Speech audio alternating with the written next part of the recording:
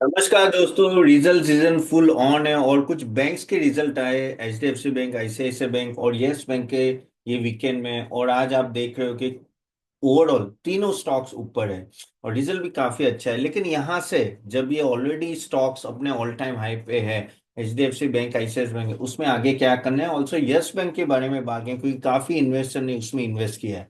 तो चलिए डिटेल में बात करते हैं। पहले चलिए रिजल्ट देख लेते तो कैसा रहा था रिजल्ट।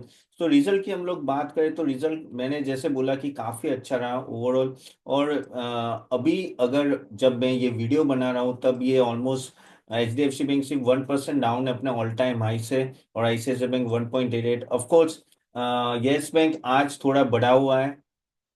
ओके, ऑलमोस्ट 4.5%, क्योंकि वो अभी तक इतना बढ़ा ही नहीं है। काफी उम्मीद तो बहुत रहती है यस बैंक, लेकिन बढ़ा नहीं है। लेकिन क्यों? अगर रीजन है क्योंकि अनसर्टेनिटी काफी है। अगर हम लोग एक साल या 3 साल का भी रिटर्न देख लो तो एचडीएफसी बैंक ने अच्छा खासा 25% से बढ़ा था। ICICI bank out perform 32%। Okay, 3 years में भी बढ़े, लेकिन यही है कि यस बैंक इवन दो इतना एक्सपेक्टेशन है उतना बढ़ नहीं पाया। तो थोड़ा एक एक करके रिजल्ट देखते हैं कि किस तरह से रहा है। बाय द वे, यहाँ मैं जो भी डिस्कस कर रहा हूँ आपके इंफॉर्मेशन के लिए, यहाँ कोई भी रिकमेंडेशन नहीं। So don't think recommendation. जैसे मैं बताऊँ, हम लोग हमारे सर्विस में ही देते हैं। अगर आप चाहते हो तो नीचे लिंक दी गई है, हमारी सर्विस आप देख सकते हैं और हमारा सेशन भी नेक्स्ट अटेंड कर सकते हो, लाइव होगा। मार्केट स्ट्रेटेजी में लिंक दी है ये। तो चलिए बात करते हैं हम लोग वापिस क्वार्टरली रिजल्ट कैसा रहा। तो अगर आप देखो सेल्स, प्रॉफिटेबिलिटी खास बात करते हैं तो क्वार्टर ऑन क्वार्टर 6.6 का ग्रोथ था H D F C bank. और ईयर ऑन ईयर भी 6.8, तो अच्छा खासा ग्रोथ है कंपेरेटिवली। लेकिन आईसीआईसीआई बैंक का तो जबरदस्त रहा। Year on year almost 15.6% and quarter on quarter almost 4.8, सो बहुत अच्छा रहा। ऑफ कोर्स यस बैंक क्योंकि वो कंपेरेटिवली छोटा है, लेकिन हाँ 60% एंड 20% का ग्रोथ है। सो ओवरऑल प्रॉफिटेबिलिटी में ग्रोथ है। प्राइस टू बुक के लिए तो आपको पता ही है, आईसीआईसीआई बैंक का कहते हैं ना सबसे महंगा है 3.23, and H D F C bank 2.88, तो भी महंगा ही कह सकते हैं। ऑफकोर्स यस बैंक का इतना नहीं है क्योंकि 1.24, क्योंकि अनसर्टेनिटी ज्यादा है। और प्राइस टू बुक वैल्यू एक ऐसी चीज है जो हमेशा आपको कोई भी बैंक का एनालिसिस करे तो उसमें देखनी चाहिए। तो रिजल्ट ओवरऑल अच्छा रहा, इसलिए वो ऐसे मार्केट में भी ऑल टाइम आए। तो लेकिन रिजल्ट में क्या ऐसी चीजें थी जो आपको ध्यान में रखनी थी, और यहां से क्या लग रहा है? मेन क्वेश्चन स्टेज दैट कि यहाँ से क्या लग रहा है। ओके, तो कुछ चीजें आपको समझनी है कि जैसे हम लोग बात करें कि नेट एनपीए आप यहाँ देखो तो यहाँ से दिख रहा है आपको कि ऑलमोस्ट नेट एनपीए सबका कितना नीचे आ गया, 0.3, 0.39। ओके, इवन यस बैंक का भी काफी अच्छा 0.3 के आसपास है। तो ऑफकोर्स ये यस बैंक का काफी हाई था एनपीए जो कम हो गया है। सो that is a good thing. लेकिन मेन वही है कि ग्रोथ यहाँ से कैसे आएगी, करेक्ट, वो चीज आपको ध्यान में रखनी है। इसके लिए इवन नेट इंटरेस्ट मार्जिन की हम लोग बात करें तो नेट इंटरेस्ट मार्जिन में थोड़ा स्ट्रगल चल रहा है सभी बैंक्स का। अगर आप यहाँ देखो तो आईसीआईसीआई बैंक का ऑफकोर्स हाईएस्ट है 4.41, इवन एचडीएफसी बैंक का 3.5 के आसपास है, जो काफी नीचे था बीच में। ये अगर आप देखो एक क्वार्टर पहले काफी नीचे था, जो उस क्वार्टर से तो अच्छा है। इवन धीरे धीरे यस बैंक का भी अराउंड 2.4%। यस बैंक का इसलिए ज्यादा कम रहता है क्योंकि कॉस्ट ऑफ बोरोइंग ज्यादा रहती है, उससे नेट इंटरेस्ट मार्जिन हमेशा कम रहता है। ओके, अगर हम लोग कासा रेशियो बोले तो कासा रेशियो भी बहुत इंपॉर्टेंट है तीनों बैंक की समझने की। क्यों? क्योंकि CASA is like a raw material. Okay, सस्ते में फंड मिल रहा है। तो वहां अगर आप देखो तो ऑलमोस्ट अगर आप आईसीआईसीआई बैंक का 38% है, एचडीएफसी बैंक 34, यस बैंक 34, ये जितना ज्यादा रहेगा उतना बैंक के लिए अच्छा रहता है। ओके, लेकिन ये डिक्लाइनिंग स्टेज में है। क्यों? क्योंकि काफी हद तक फंड जा रहे हैं इंडियन स्टॉक मार्केट में, इक्विटी एंड ऑल दैट, और उसके वजह से ये थोड़ा ऑन अ लोअर साइड है compare to what it used to be earlier, but this is the thing which will remain.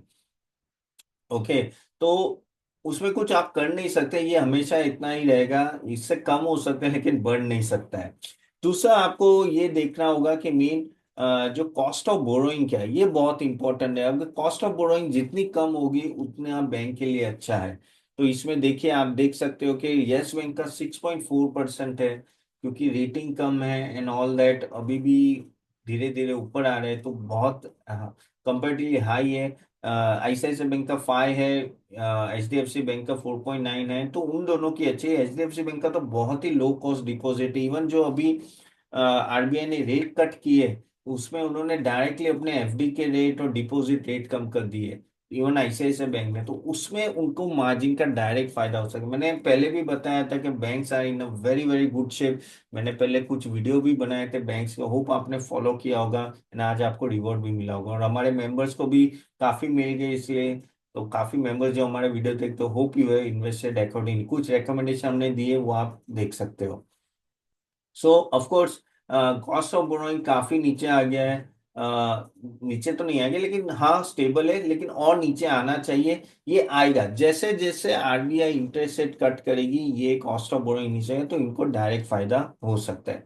Cost to income ratio, अब cost to income ratio आप देखिए कि यस बैंक का कहाँ है, 67% है, जबकि एचडीएफसी बैंक और आईसीआईसीआई बैंक का 37% है, 39%। तो ऑफ कोर्स यस बैंक का अभी भी कॉस्ट टू इनकम रेशियो काफी काफी हाई है, और ये चीज थोड़ी ध्यान में रखनी इसलिए जरूरी है क्योंकि at the end of the day इसका डायरेक्ट इम्पैक्ट आपका प्रॉफिटेबिलिटी में होता है। स्लिपेजेस की बात करें तो स्लिपेजेस धीरे धीरे नॉर्मल हो रहे हैं, जो पहले ऑफ कोर्स पहले तो बहुत हाई थे, लेकिन अभी धीरे धीरे नॉर्मल हो रहे हैं। लेकिन उसमें भी यस बैंक काफी हद तक बहुत ही कम हो गए स्लिपेजेस, इतनी बड़ी बैंक और इतने कम स्लिपेजेस कमांडेबल जॉब है। लेकिन वो ये है कि बहुत बड़ा हाथी बन गया है, तो थोड़ा आगे बढ़ने में टाइम लगेगा, लेकिन जो रिकवरी आई है कुछ 6 महीने, वो जबरदस्त रिकवरी आई है एचडीएफसी में। आईसीआईसीआई बैंक तो कुछ साल से ऐसे भी परफॉर्म कर ही रहा था। ये प्रॉब्लम यही होता है कि जब ये अगर हम लोग यस बैंक की बात करें तो ना, उनका आप देखो पीछे क्वार्टर 8,800 करोड़ था, इस साल का, इस क्वार्टर का मुझे देखना है, यहाँ मेरे पास फिगर नहीं है, बट वो भी ठीक ठाक ही होगा, इतना बढ़ेगा नहीं, तभी आपका प्रॉफिटेबिलिटी बढ़ा है। तो ये सबसे एक चीज तो तय है कि ओवरऑल रिजल्ट तो ठीक ठाक ही आए तीनों के, लेकिन यहाँ से करना क्या है वो सबसे इम्पोर्टेंट पॉइंट है। तो एक एक कंपनी के बारे में थोड़ा हम लोग और डिटेल में समझते हैं, तो पहले एक काम करते हैं, हम लोग देख लेते हैं एचडीएफसी बैंक का क्या लग रहा है। सो एचडीएफसी बैंक में जैसे मैंने आपको बोला था पहले भी कि ओवरऑल लो क्रेडिट जो ग्रोथ है ना, उससे उनको डायरेक्टली फायदा हो रहा है। ओके, तो जैसे मैंने बताया कि इनका ओवरऑल आपका कॉस्ट ऑफ बोरोइंग काफी कम है, सो उसमें उनको डायरेक्टली फायदा हो रहा है, और वो अच्छी बात है, वो अच्छी बात है, क्योंकि at the end of the day वहीं से आपका मार्जिन बढ़ेगा। सो उनका प्रोविजन ऑफ कोर्स काफी डिक्लाइन हो गया है, ऑलमोस्ट 135 बिलियन से अभी 31.9 बिलियन, एंड ग्रॉस एनपीए भी काफी इंप्रूव हो गया, सो that is very good. Healthy core income growth रहा, लेकिन मार्जिन प्रेशर हमेशा इसलिए रहता है क्योंकि कासा रेशियो थोड़ा थोड़ा नीचे आ रहा है। ओके, तो ये चीज देने, अगर अगर कॉर्पोरेट लैंडिंग भी वो लोग इससे स्लो कर रहे हैं क्योंकि वो चाहते हैं कि उनका मार्जिन मेंटेन रहे। लेकिन अगर हम लोग फ्यूचर की बात करें तो फ्यूचर यहाँ से क्या लग रहा है, तो सबसे पहले हम लोग एक काम करते हैं, पॉजिटिव की बात करते हैं। तो ओवरऑल जो एचडीएफसी और एचडीएफसी बैंक की जो सिनर्जी की बात हुई थी, अभी वो धीरे धीरे दिख रहा है, और वो 12 से 15% का ईयर ऑन ईयर ग्रोथ आ सकता है। सो that is a good good positive point. Again net interest margin 3.6 से परसेंट से ज्यादा रहेगा होपफुली, इससे कम आया तो उनके लिए प्रॉब्लम है। और कॉस्ट टू इनकम रेशियो भी वो 40% से नीचे रखेंगे। अभी तो वो ऑलरेडी मैंने जैसे बताया 38-39% है सोचते हैं, लेकिन वो रखे, that is what they are planning. And overall क्योंकि वो लीडरशिप स्टेज पे हैं, उन्होंने काफी डिपॉजिट मोबिलाइजेशन किया है, तो उनका क्रेडिट ग्रोथ हमेशा अच्छा रहेगा यहाँ से।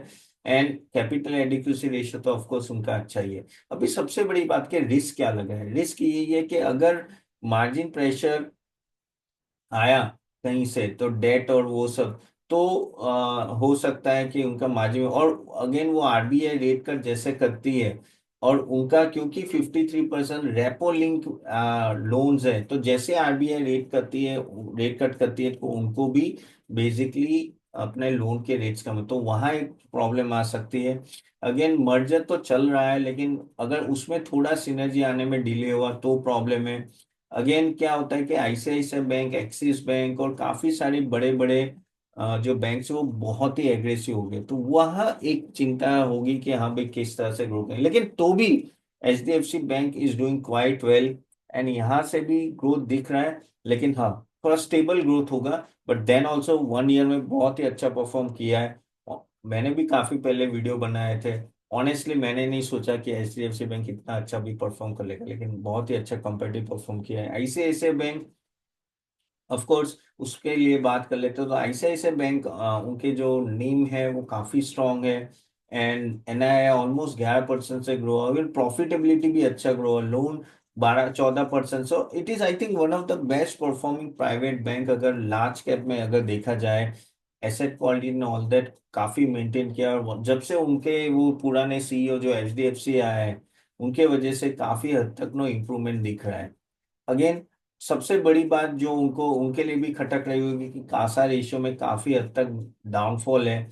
सो अगर 38.4%, यानी ऑफकोर्स आपका चीप रॉ मटेरियल नहीं है, आपको डिपॉजिट जो यानी करके जाते हैं ना उसमें ऑफकोर्स इंटरेस्ट रेट कम दे दे, लेकिन और चाहिए उनको, और चाहिए। ओके, अगेन रिटेल लोन काफी हद तक कम ग्रो हुए थे लास्ट टाइम, लेकिन आगे जाके होपफुली ग्रो होंगे। 8.9% से ग्रो हुए जो पहले 15% से ग्रो हुए थे। तो वो चीज है। अगर हम लोग पॉजिटिव की बात करें तो ऑफ कोर्स ये एक ऐसी बैंक है जो कंटिन्यूस मार्केट शेयर लेते जा रहा है। अगेन एएमसी इंश्योरेंस, उसमें भी 30% से ज्यादा का ग्रोथ है।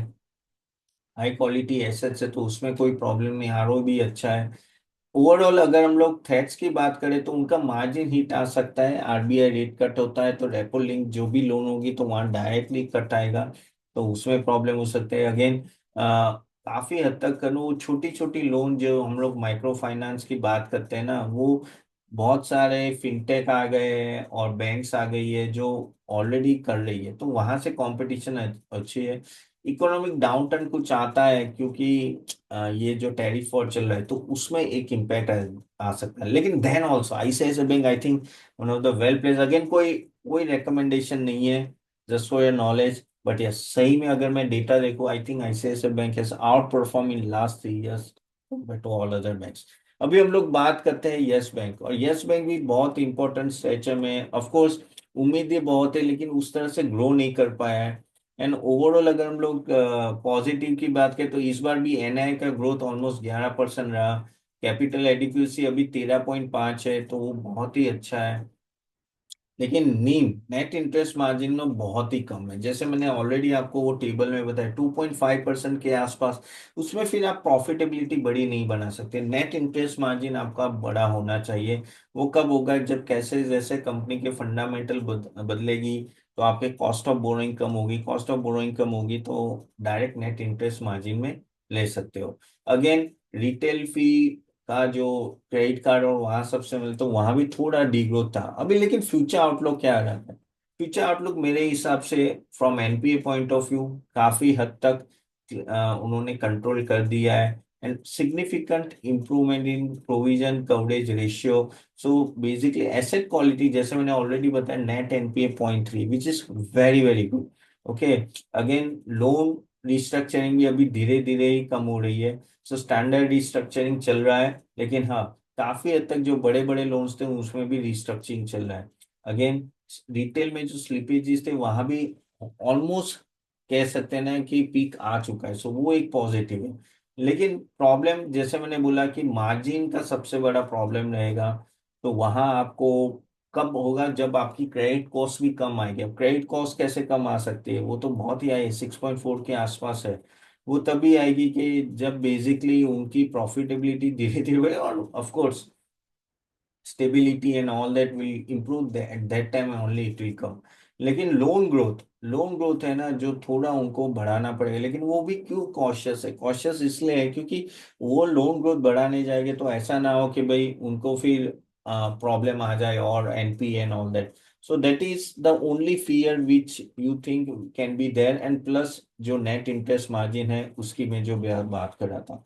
So these are the points which you have to keep in mind. Now, if you ask me how the things are pan out for all these three stock, I think still ICICI, HDFC is in much better situation compared to yes bank. तो आप बोलोगे नहीं यार yes bank तो सस्ते में मिल रहा है, 18 रुपए में मिल रहा है, 19 रुपए में मिल रहा है, वो सब ऑल टाइम हाई पे।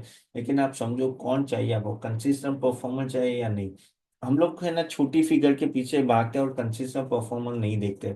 लेकिन अगर आप आईसीआईसीआई बैंक देखो, एचडीएफसी बैंक देखो या एक्सिस देखो, ये सब बड़ी बड़ी, इवन एसबीआई, ये सब ने पिछले 3 साल में आपको काफी बेटर रिटर्न दिए। This is how you have to check it.